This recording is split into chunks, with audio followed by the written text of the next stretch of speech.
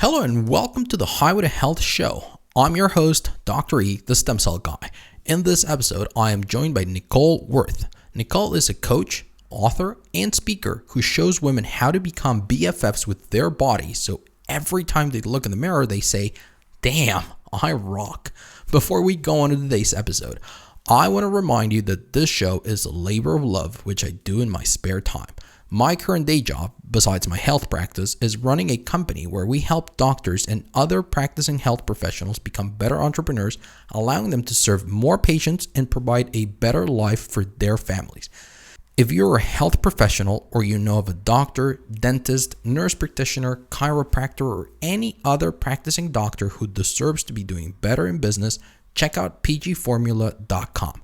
This episode is sponsored and produced by podcastinthebox.co. I remember when I first launched my podcast, I had been thinking about doing it for years. I had read 2 books on the subject and signed up for an online course, and I still did not launch the podcast. You see, back then, I was still serving as chief medical officer for a very busy stem cell practice, and so it was hard to find the time to start and maintain a new project like this podcast, which is where Podcast in the Box came in. The team at Podcast in the Box handled everything, and I mean everything that has to do with planning, launching, editing, publishing, and marketing a podcast. Because podcasting to build your own personal brand or for business is not just about buying a microphone and rambling on. There is so much more than that. If you're a doctor, lawyer, accountant, business owner, or anyone looking to build a personal brand to instill trust in your clients so they will want to buy your products or services, but you don't have the time or desire to learn the technical side of podcasting, Podcast in a Box might be right for you. To find out more and see if your idea is worthy of a podcast, just head on over to podcastinthebox.co and click on the appropriate button. When prompted, make sure to mention Dr. E's Highway to Health show and the How Did You Hear About Us section. Oh, and speaking of Podcast in the Box, I have to make an aside here and let you know that, as you very well know, well, we're in the middle of a pandemic, and the number of people working from home has exploded, putting a significant strain on the quality of the connection. And I always record my interviews via Zoom. And in fact, during my conversation with Nichole, she had to switch to a different computer, use her phone at one point, she was freezing, I was freezing at some other points, and well, that resulted in a few glitches here and there in our conversation. But as you will listen to now, they did a great job of cleaning up what I sent them, and in record time, so really kudos to the team. In any case, in today's episode, you will learn about Nichole's program called Wildly Alive, where she teaches women how to listen to their bodies in order to stop judging, shaming, and guilting themselves into achieving arbitrary and often unreachable objectives. You see, in trying to keep up with the Joneses, we often forget that what we're seeing in social media, magazines, TV, and really everywhere else is not really true or even healthy. But after years of being bombarded with these messages, we often end up trying to achieve those standards. And how are we told to do it? Using willpower and guilting ourselves to a miserable life of crash dieting. If you have ever felt like the diet or the lifestyle you're supposed to follow is making you feel more miserable than you were before, you know how defeating it is. And if that's the case, this episode is one you must listen to. So let's get to it. Here is my conversation with Nichole Wurth. And remember, you are on the highway to health, and I'm your guide to get you there. Are you ready to live ageless? Want to discover alternative health choices, cutting-edge nutrition, and fitness for the entire family? Welcome to Highway to Health show with your host, Dr. E, the stem cell guy, where Dr. E helps you live ageless. And now, here's your host, Dr. E.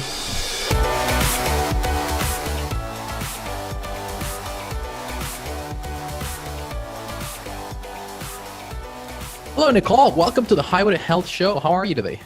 I'm doing great, given the circumstances, still alive, still smiling. So, that's good. Exactly. It's been a crazy couple of weeks, hasn't it? Mm-hmm. Yeah, that's to say the least, for sure. Right. But I think, you know what, I think we've all been hearing a lot about this outbreak and whatnot. So having you on is a great change of pace.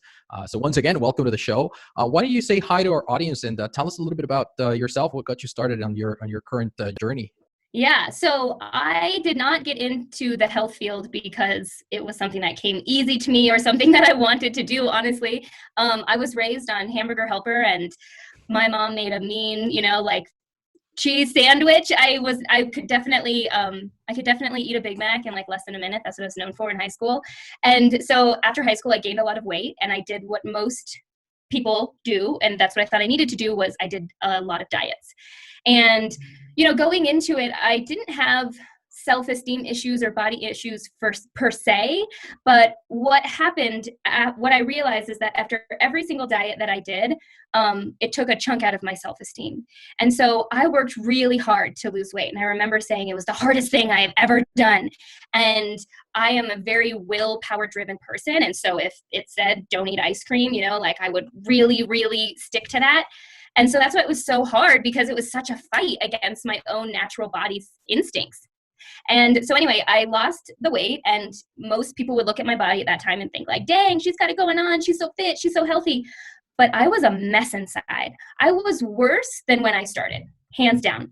I felt I was obsessed. I was stressed. People would look at me and think, oh, she's so healthy. But I was the opposite of healthy. Physically, I looked healthy, but mentally, I was a total mess. And I think that's a problem with diet culture, really. And a lot of these people on social media who are posting all these pictures of their body and how great it looks and the food that they're eating and being in the gym and thinking that it's fitspiration, when really those people are so lost in their disordered eating and their disordered exercising, they don't even see it. And that was me for a really long time.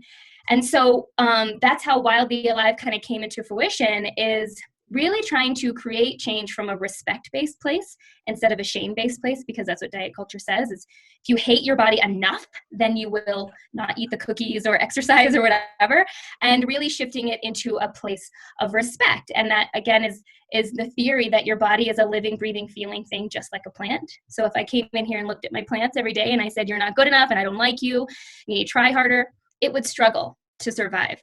And I think that's what's happening with most people's bodies, is what we're saying to our bodies is actually breaking it down and making it really unhealthy, as opposed to building it up.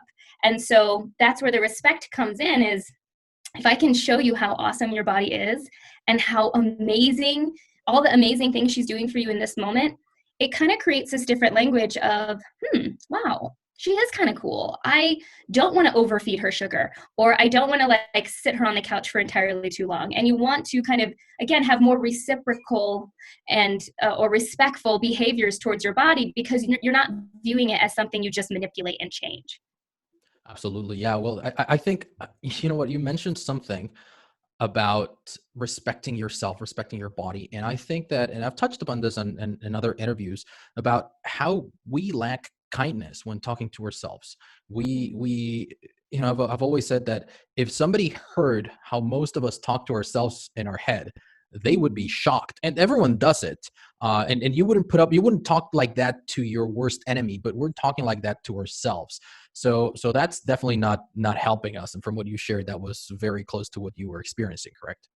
Mm-hmm. Yeah, totally. And again, like, I think it's really important for everyone to understand that thin is not the ideal. And that's where we get into this idea that our body is just something you manipulate. You exercise for a smaller stomach. You don't eat the cookies for smaller arms. And we've really got to shift the language that thinner is the ideal, because people can be healthy at any size. And that's what that whole movement is about. There's a whole book on that just like there are naturally thin people, there are naturally fat people, and not really looking at this unrealistic expectation for a lot of people's bodies. And so that's where it's easier to be respectful when you're not trying to go against, again, the natural instinct of your body. Well, I think I'm going to agree with you on the part that, fat shaming isn't really the answer, but I definitely, based on my experience and my background, I definitely cannot agree with you that being overweight or obese could be healthy. I At least not metabolically. But but mentally and emotionally doesn't necessarily have to be unhealthy. And I think that's where, and I don't know, you can correct me if this is your experience or not with yourself and with your clients, but I think that's where the real change has to come from. Because if we're just thinking about this from a physical point of view, from a how do I look and my metabolic markers, then we're not really making that shift and that change unless we really involve our mind and our emotion. Is that kind of like what you've experienced? Right. Yeah, absolutely. I think the mindset is the basis of it all. But again, like when I say there are naturally fat people, I think we all can go and look at and throw out these huge numbers. But because thin is so thin that that's what people think like healthy is. And so again, like there is a range. I am not saying this is free reign to overeat and stuff your body with entirely too much food, or force yourself to sit on the couch because I just love my body and I don't need to exercise it. That's not what I'm saying. But I think if some people could look at my body and say I'm fat, right? But I feel like I'm healthy. Yes, I have some cellulite and I have some rolls, but I take care of myself, right? So it's I'm not saying that this is a permission slip to just not take care of yourself. It's a permission slip to see there is a natural, healthy balance in the body that doesn't look like what we're seeing on TV most of the time, because that's what we're being sold, is that our body needs to be tight and small, and and some people's aren't naturally like that. But a lot of people's aren't naturally like that. So it's a very it's a word that could be thrown in many different contexts, for sure. Yeah, for sure. And again, it's not necessarily just to butt heads. But I have emphasized that here before, that it is not about what you look like. I've treated a lot of patients who look healthy, but when you look at them, they're not, or there's a reason why they're going to the doctor, and not just mentally and emotionally, like you described, but Right. but for a myriad of reasons. And you're absolutely right. I think that the standard that we are being sold as our objective is unrealistic for most people. You talk to people who've been like super fit, and they will tell you like, listen, just being that fit, just look at the actors that, for instance, play like the superheroes, and they'll tell you like, it's brutal. It's a full-time job staying that way. Sure, it looks great, but it's a full-time job. You cannot expect an everyday person that has a job and kids to look like that, because then you're setting yourself up for failure unless you're able to spend 12, 14 hours of the day taking care of yourself and watching every ounce of food that you put in your mouth and watching everything that you work out and that you move and all these things. It's unrealistic. And I think the biggest problem is that you're setting yourself up for failure, for disappointment, and for, remorse. Mm-hmm.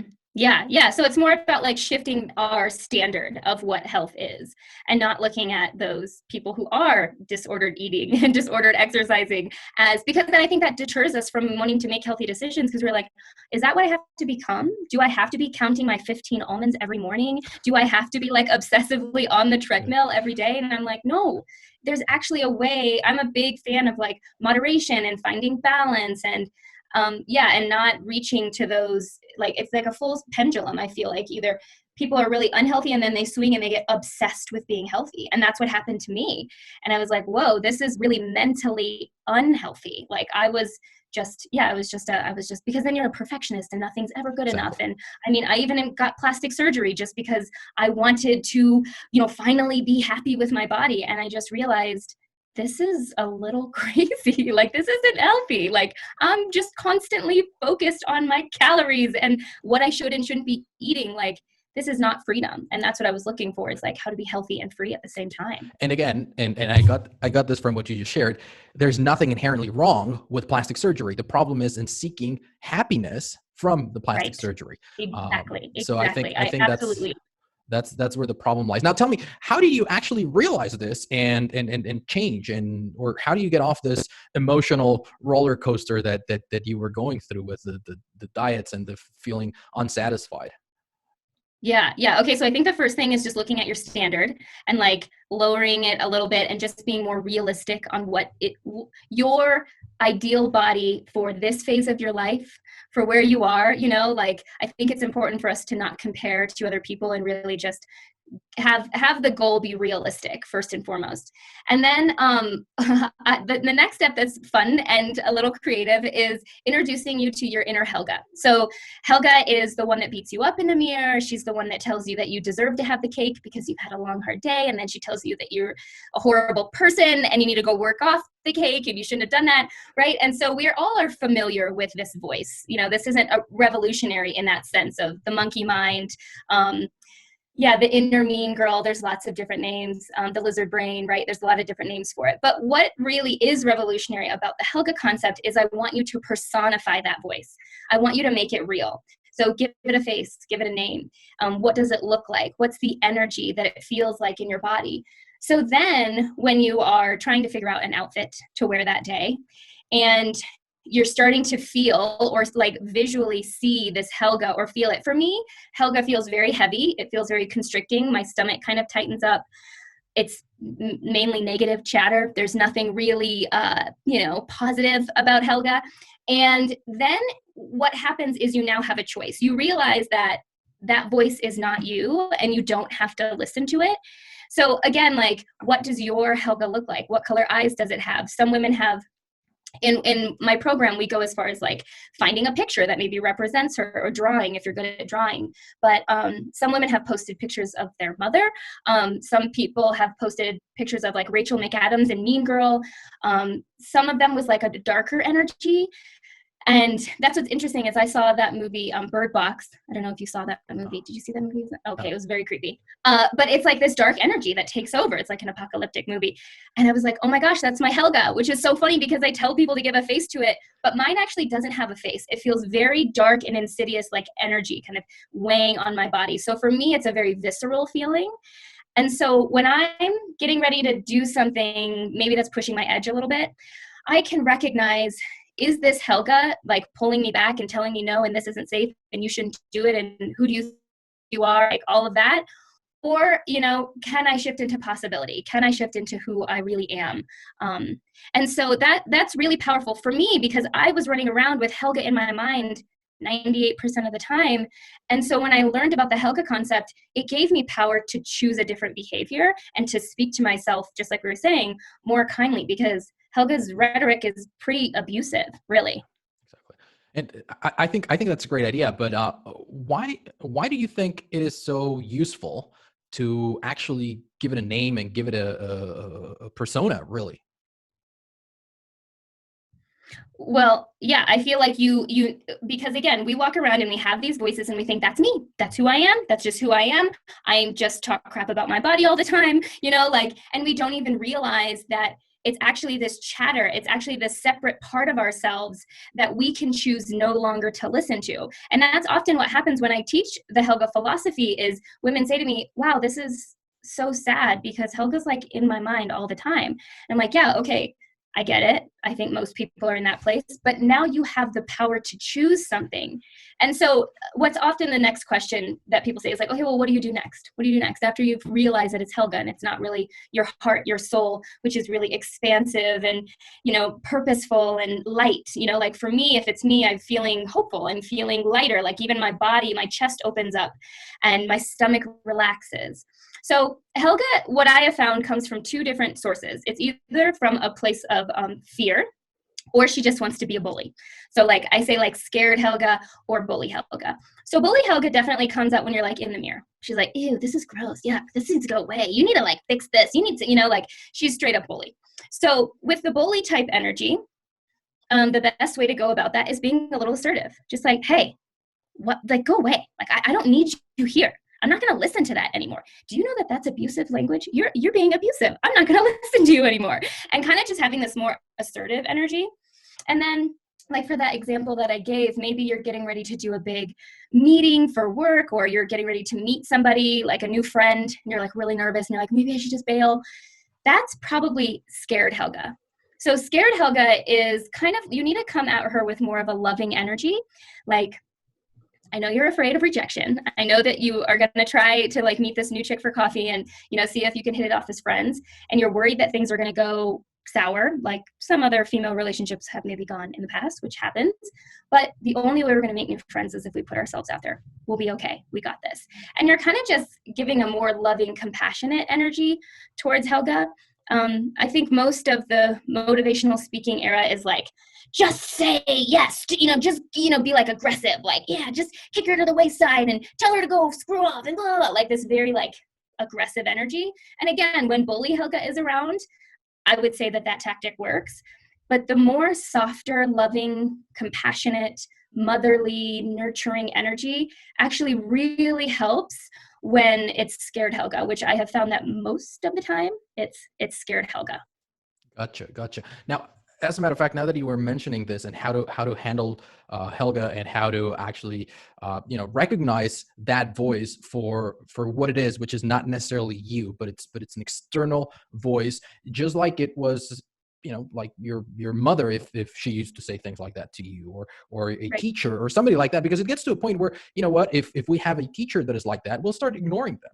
And we understand that, that doesn't define me. That's just that person's opinion. But when it comes from our own head, we tend to accept it and say like, well, I'm the one saying that. But now when you give it a voice and you give it a personality, then that's somebody else. Now, does this have something to do? And I'm pretty sure that it does. I know that you have this concept of how you help your clients to really become BFFs with their body. Is this where it all starts? The concept of the plant, sorry, you just cut out there for a minute. That's okay. So you have when you work with your clients, you have this concept that you teach them of becoming BFFs with their bodies. Right. Okay. So yes, the whole philosophy behind Wildly Alive is that your body is a living, breathing, feeling thing, just like a plant, right? Like I said. And so when we start to view our bodies as more than just a thing, an object that we manipulate, and we start to see the real wisdom that your body has to offer and the real intricacies and how incredibly intelligent our body is. Like, we can't even conceptualize all of the millions to billions of processes happening in our bodies just in this very second. And so if we can start seeing all that our body is doing right, because, oh man, it is doing so much right, it shifts how you view and how you respond to your body. So let me just give you an example. So since this has all been going on, like, everyone's a little bit more stressed, and my body speaks to me just like your body speaks to you. And so I've been like breaking out.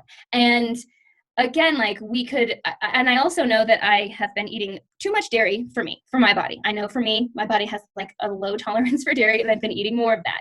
And so instead of looking at my face and being like, oh God, I need more zit cream, I need to like shame, gross, you're bad. Looking at it and saying, okay, she's telling me something. I'm having zits on my cheeks, which usually to me is stress. And I'm having zits on like my eyebrow lines, which is usually to me too much dairy. So the diet culture mentality is, yeah, just stop eating so much dairy, like the very shame-based, don't do that, bad, you need to put a restriction on yourself.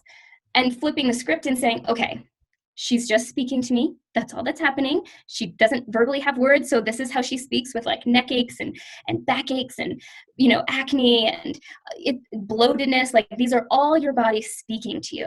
And so again, this is how the relationship gets developed, is you're learning how to communicate with your body. You're learning her way of communicating. And so for me, again, like, these breakouts is just a sign from my body that I need to get grounded more. I need to do more breathing exercises, more stress management. And yes, I need to cut back on the cheese because I've been eating too much cheese. And it's not like, again, from a place of I'm going to hate myself. I'm just going to hate the zit enough to force myself not to eat the dairy. When I'm choosing not to put the shredded cheese like on the tacos or whatever, it's not like, oh no, Nichole, you don't want to get another zit, right? Like, again, that's shame-based. It's saying, okay, if my body could talk to me, she'd say, hey girl, let's skip the cheese. This ain't agreeing with us, like, that's all that's happening. And so then you choose not to have the cheese and you choose to do more stress management from a place of respect, like you are friends. And so yeah, does that make sense?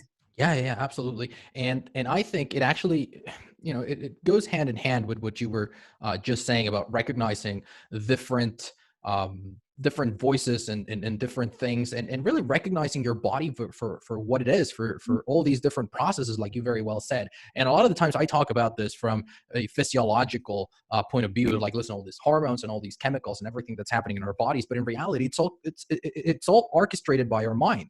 Mm-hmm. And our mind is also the one responsible for our emotions and for our feelings and for all those things. So when you can, and I think what's so brilliant about what you just shared is that when you can really recognize these things and start understanding, like, why is my body giving these signals and what do they mean? Mm-hmm. Then it's actually in your best interest to actually pay attention to them and to listen to them, because, well, it's in your best interest for your body to be well, right? And I think that ties in very well with what you share, that once you understand and you listen to these signals and you know what they mean, you don't need willpower. Right. Yep. Bingo. That's exactly my point, because I was a person who could just willpower their way through anything. I mean, and I used to think it was a really positive trait. Like I was like, yeah, I can set my mind to something, I can get it done. And honestly, I definitely see it as a negative now, because I would force things to happen. And also I was tired. I was like, wow, willpowering everything is so exhausting. Like, again, like counting points or counting points or counting calories or whatever. Like I was just like, I was like, this is so much work. Like I'm so tired all the time. And so that's what's cool about opening up the lines of communication with your body is, because again, every single human body is unique, just like a fingerprint, right? And so, yes, those blueprint plans are very general, but we also need to understand that sometimes something seemingly healthy, like avocados, doesn't agree with your body. And that's cool. There's nothing wrong with that. You're just recognizing, okay, and that's where like the whole intuitive eating piece comes in, is figuring out when I eat something, how is my body responding to it? Again, like say you have like pizza or something greasy and you inhale it and you're bloated and gassy afterwards and you're like, okay. So again, instead of being like, you shouldn't have ate that pizza, you're just like, okay, my body's telling me she's bloated and gassy. Maybe I shouldn't have inhaled the pizza. Maybe I could have like just slowed it down and really tasted it. And then I could really see if I actually was enjoying it, because often we're inhaling our food that we don't even realize that it actually tastes terrible. And like our body is actually saying, nah, girl, nah, let's not have that, And so it's just a whole different philosophy. Again, if you just start seeing that she's speaking to you and she's listening to you. And so if you can start opening up these conversations with your body and start to bring in some compassion, you'll see that, her being bloated and gassy is just her trying to like balance things out from you like inhaling your food. So don't be mean about it. Just be like, okay, next time, if I'm going to eat some pizza, I'm just going to slow myself down. I'm going to set the pizza down between each bite and just really try to be more intentional about eating. And then I can figure out if this food is really going to agree with me or not. Because I've found for me, I can eat a piece of pizza, and if I eat it slowly and I keep my body calm and I chew it, I feel fairly fine afterwards. But if I'm feeling anxious and I'm like, I shouldn't be eating this, this is bad, this is bad food, and I'm just like gobbling it down, my body responds way different. Absolutely. Yeah. Because when you consume all those things together with the guilt and the anxiety, then you're obviously telling your body, I'm doing something that I shouldn't be doing, and I'm well aware of it. So now it's, you add insult to injury. So obviously your body also responds saying like, well, he's telling me that this is not what we should be doing, so I need to up my signals. And that's when people, it just goes into that, that vicious circle. Now, I wanted to ask you something related to obviously to all of these things, and this works or worked for you, right? But what have you found with your clients? Because you're not the only one who has benefited from looking at these things this way. And I'm just trying to take, be the devil's advocate here. Like, yeah, sure, that works great for her, but it's not going to work for me. Mm-hmm. Yeah. So, okay, I will absolutely admit that this philosophy takes a more mature mindset, because it takes time. Like you're not going to jump into Wildly Alive and lose 10 pounds in a week by any means, because we're really reframing how you view your body, how you view food, and how you view exercise. Again, because exercise is told that like you're just doing it to get a tighter butt, and it's like, okay, we need to shift and think about exercise what I call your deeper three. What are the deeper three reasons why you want to move your body regularly? If there was no physical change at all, why do you want to do it? And a lot of people are like mental clarity. I want to live longer. I want to be able to play with my kids, right? Those types of things. Now, yes, weight loss is absolutely a byproduct of this, but it's not a diet by any means. And so you have to be able to settle into the fact that this might take some time, but it's a lifelong change. You're going to change forever. And so I think that's where, yes, women who come to me who have more of a diety background, who are more used to that instant result, they do get a little frustrated after like a month, which I totally understand, because usually you use the weight change as motivation to keep going. Yeah. And so then we're trying to shift your mentality on what is progress and what is success, because again, we're not trying to idolize thinness of like, that's the ideal. So again, like stepping on a scale every day and watching the number is not how we measure success. We want to measure it in an internal way, which again is kind of hard to do. But for example, like binge eating. So say you're a typical binge eater. I was a huge binge eater for a long time because I was a dieter, right? So I restricted for weeks, and then all of a sudden I was like, just go for it. And so with binge eating, as an example, like say, again, we think binging is the failure, not binging is the success. And so there are so many more steps in between there, and we've got to start recognizing that. Say before we started working together, you were binging pretty consistently, but you wouldn't even realize you binged until maybe the next day, or maybe like a few hours afterwards. Did it really like consciously hit you? And then as we start to shift your relationship with food and your relationship with your body, maybe a next step in the direction is you're binging, and then mid-binge you realize, well, I'm like totally stressing right now. I had like a really, really intense day, but maybe you can continue eating. Okay. That's still a step in the right direction. And then the next step is maybe you mid-binge realize that you're stress eating, and you stop mid-binge, and then you just take a few breaths and you're like, okay, I'm totally pushing my body to her max now. Like this is not feeling good to her. And like you stop.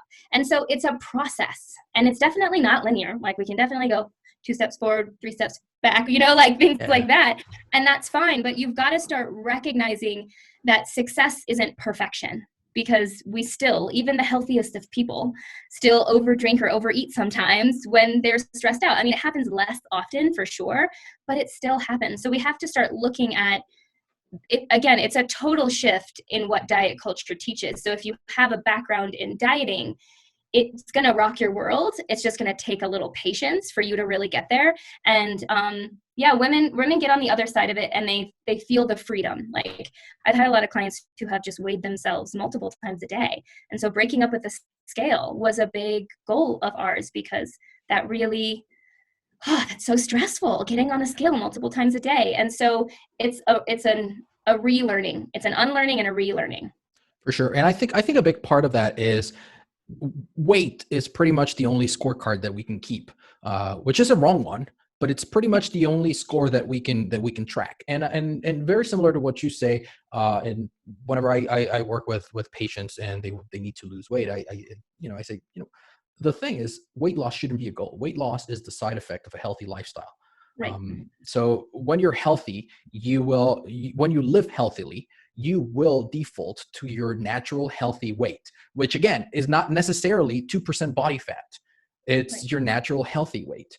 And it's hard. It's a hard concept to understand. And that's why I wanted to ask you about it, because I do know that a lot of people, especially a lot of people listening to us, they might be thinking, you know what? Yeah, I've tried every single diet and nothing seems to work. And I might want to give this a shot, but it's important to say, you know what? You need to come in prepared, because this is what's in store for you. It's not going to be immediate. It's not going to happen overnight. And progress is slow. And the reward goes to those who are consistent, who really adopt the mindset and the lifestyle. So, I think it's worth mentioning and emphasizing. Right. Well, I want to make clear that you can definitely feel different pretty quickly in terms of, again, the levity and I don't think we realize sometimes how often we're thinking about food and our body and exercise. And so until we start having this conversation of reworking and relooking at food and relooking at it through a different lens. Like food is fuel, food is nourishment, not food is a number. And so you can definitely feel results almost like really quickly. But if all you're doing is measuring your success on the scale, yeah, we're going to have to start looking at, okay, well, how are you feeling when you look at yourself in the mirror? How are you feeling when you wake up in the morning? Because often people are not waking up happy, you know? And so like, oh, okay, we've been working together for 3 weeks, but you're starting to wake up happy. Wow, like that's like 10 pounds on the scale. Like we need to celebrate that, right? Like, so it's just looking at success through a more realistic lens. Yeah, how much more in control do you feel? How much more empowered do you feel? And I think those are great markers, because when people realize that, you know what, it's not food controlling me, I am controlling food, and I decide when to and how to feed myself, then that is empowering. That's when people realize, like, you know what, I think I got this. Right, right. Awesome. So for everyone listening to us right now, I always ask our guests to give us 2 or 3 pieces of actionable advice that those people who are listening to us right now could literally, as soon as they finish listening to this episode, they can start implementing and acting upon. What would be your top 2 or 3 pieces of actionable advice? Yeah, I love that. Yes, I'm all about making things practical. So number 1 is personify your Helga. And I know a lot of you are like, ah, really? I'm like, yeah, for real. Like just close your eyes and see what happens in your body when you start beating yourself up or trying to categorize food. Like what is the energy? There was one woman in the challenge that we did where I had them post a picture. It was of a head, and the head was all like scratched up with like all kinds of squigglies. And it's like, to me, that was a sign that she struggles with anxiety, right? And so she was like personifying her anxiety, which was controlling so much of her life. And so your Helga is going to look way different than what you may think. And again, if you can just Google, all they do is Google images of what it, like a mean girl or anxiety or whatever, and you're scrolling through the images and you find it. I'm telling you, I know it sounds small, but the Helga concept by far is the thing that women come to me the most of, like, whoa, okay, like now that I can see her, I'm realizing that she comes out a lot, and then that gives me the power to shift. And so then the next practical step is just acknowledge to yourself, is she being a bully? Is she being mean? And if she is, just say, go away, stop being abusive. I'm not going to listen to you anymore. And if she's scared, again, like you're going into a big meeting or something that's kind of pushing that edge, just put your hand on your heart and just talk to her as if it was a scared child of like, I know this is scary, and this is definitely putting us out there, and there's some risk involved, but nothing ever happens in the name of comfort. So let's just try this. And if we fail, we'll be okay. And let's just go in and try to have a good time, right? Like, I think those 2 things can really start shifting how you view your health and your body in general. Awesome. Those are great recommendations. And again, I want to echo what you just said. For everyone listening to us right now, what's the worst thing that could happen if you try this silly exercise? I mean, seriously, what is the worst thing that could happen if you try the silly exercise and it just doesn't work for you? You will have invested 3 minutes into a new method, and that's it. It's not like you've just bought into a completely new diet where you're buying all sorts of weird stuff and you know, holding yourself from eating whatever. So those are great recommendations. And I want to acknowledge you for what you're doing. So, I mean, obviously, thank you for spending the time of being here with us and explaining this. But having seen, and I've shared this in the podcast before, but growing up, I saw my mom struggle with weight since for as long as I can remember. And it you know, it cut her off from being social. It cut her off from going out. It cut her off from enjoying life. And that had repercussions on myself and my brothers growing up. That had repercussions of her with my dad, as they ended up splitting up because, you know, they just started growing apart, each one of them. So I have seen firsthand how hard it can be and how defeating it can be to not be in control of your body, not to be in control of what you're eating, not to be in control of your life, really. So I do want to acknowledge you for understanding this and for sharing it with so many people that I'm sure are benefiting. And for those of you who are listening to us right now, I do want to encourage you to continue looking for solutions, because there are solutions. There are people who have made it through. There are people who have lost more weight than you need to lose. And there are people who have recovered their life, because it's not about losing the weight. It's about recovering your life and about feeling empowered. So again, Nichole, I do want to thank you for that. Yeah. No, your mom is like who I think of when I think about this whole thing, because my life was just, everything was affected. Everything was filtered through my body and weight and exercise. And it kept me from going on vacations. And it walked around with me like a dark cloud. And, you know, like, again, this whole process is a process of self-trust and learning how to trust your body, which is so, you know, can feel really scary. But I'm talking the freedom that you get when you really start to become friends with your body is amazing. And I don't think there's any better or bigger or more important gifts that you can give someone than to really start recognizing themselves and start loving themselves again and recover their life. So just to go into that part, why don't you tell us a little bit about the challenge that you've got coming up? Yeah, so I have a challenge coming up called the Embrace and Reshape Your Body Challenge. And it's, just like a dip your toe in the water, if you're somewhat interested of like how this works, is you'll get a little Wildly Alive challenge once a day that's very practical that you're going to put into action. You'll try it out and you'll see if this whole Wildly Alive thing is really meant for you. So you could go to just wildlyalive.com/challenge, or if you just go to wildlyalive.com, you'll see it right at the navigation bar, the free challenge coming up. Perfect. Well, thank you so much for sharing that. Where else can people find out about you? Are you on social media, on Instagram, Facebook? How can people find you there? Yeah, I have, you can find me at Instagram at Wildly Alive Coaching, but I would say going to my website is probably the best place to go. I really take my email subscribers to heart, and I send you heartfelt emails regularly that really give you some practical tips on how to apply this stuff, so you can see if this is really for you. That's amazing. Well, thank you so much for reminding us of that. And for those of you listening, you know the drill. All of the links and everything that we just shared and that Nichole just shared with us, you can find that in our show notes and in the episode description. Just scroll down on your podcast app and you're going to see all of them right there. You can tap directly and go there and subscribe to our newsletter and all those cool things. Nichole, thank you so much once again for stopping by. Any parting words, anything else that you'd like to let our listeners know? Yeah, it doesn't have to be so hard. It can be easy. That's what I wish I would have told myself at that time. It's like, just give myself a hug instead. Oh, honey, it doesn't have to be so hard. Exactly. We tend to overcomplicate it. Thank you so much for that. One final question. Did you have a good time here on the Highway to Health? Yes, always. I love talking about this. I love to have good, deep conversation about it, for sure. Awesome. Well, that's what I like to hear. Thank you so much again for joining us. For those of you listening, I will see you here next week. Thank you for listening to Dr. E's Highway to Health show, helping you learn the science of living ageless. Did you enjoy the show? Please like, share, and subscribe where you listen to podcasts. Dr. E wants to hear from you. Go to dre.show.